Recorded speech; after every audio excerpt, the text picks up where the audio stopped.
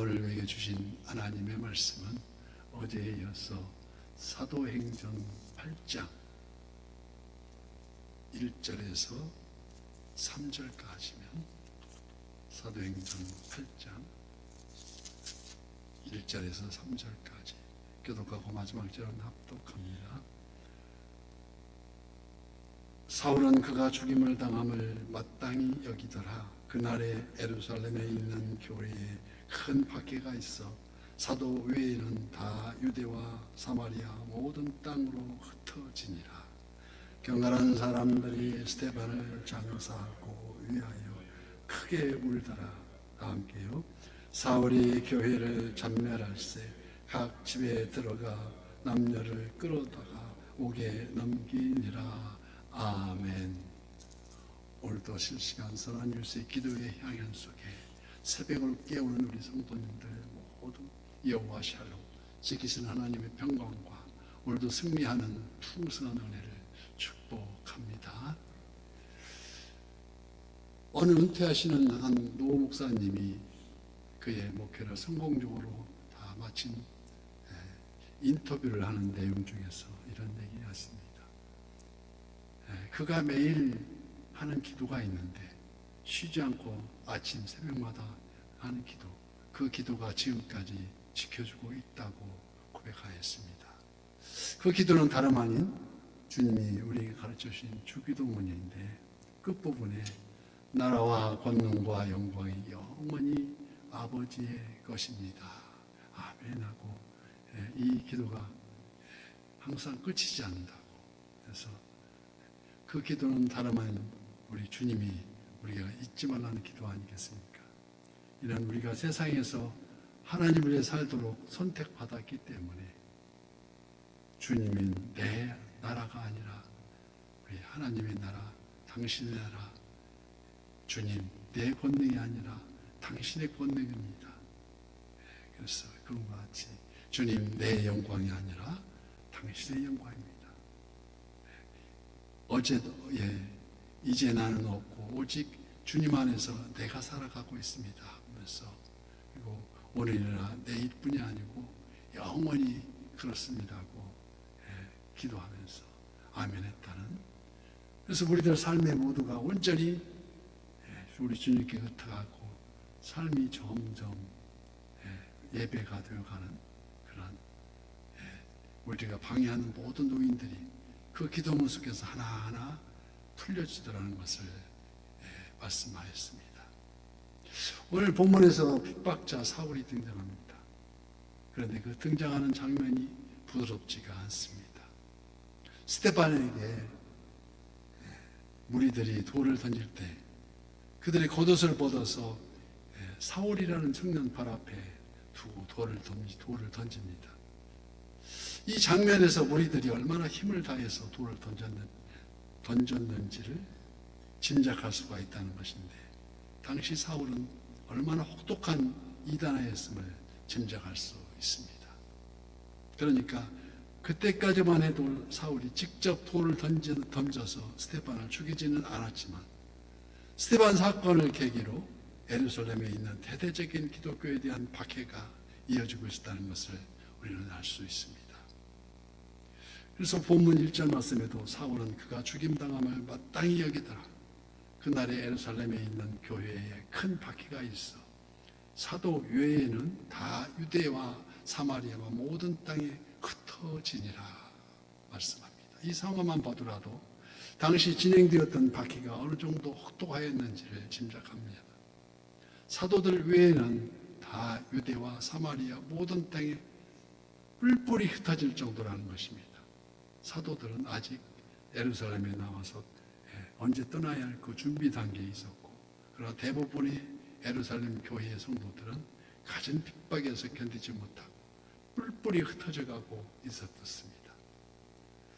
7 집사 중에 스데반은 순교를 계기로 예루살렘 교회에 박해를 받는 가운데 점점 더 심각한 상황이 벌어지고 있었습니다.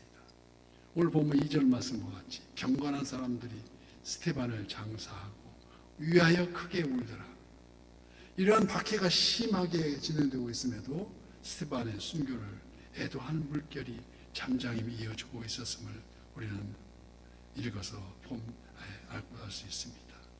당시 유대인의 풍습으로는 돌에 맞아 죽게 될 때 그자에게는 정상적인 장례를 치를 수 없게 되어 있습니다. 그러나 아마도 경건한 사람들이란 그렇게 경건한 사람이라 불려지는 그 사람들이 있었기에 별도로 장사하고 애국할 수 있지 않았었나 짐작이 됩니다.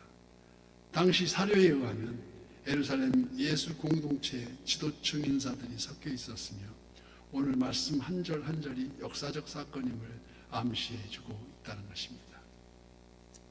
그래서 3절 말씀과 같이 사울이 교회를 진멸할세 각 집에 들어가 남녀를 끌어다가 옥에 가두니라고 기록하고 있습니다.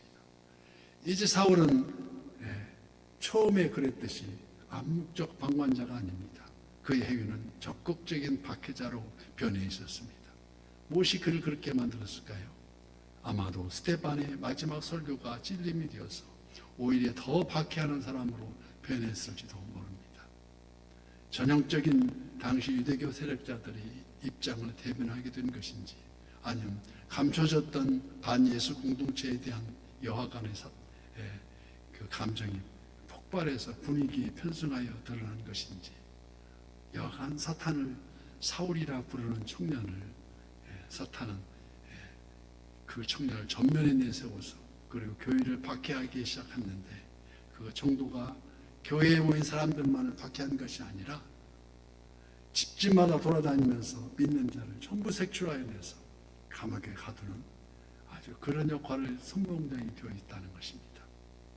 이 순간 수많은 성도들이 어찌해야 좋을지 당황했으며 집에 숨어 있어도 속속들이 잡아 가두는 상황에서 우왕좌왕 이리저리 그야말로 예루살렘 근처에는 견딜 수 없는 고초가 지속되었으며 그 속엔 미국의 유명한 네로 황제의 광적인 박해도 포함되어 있습니다.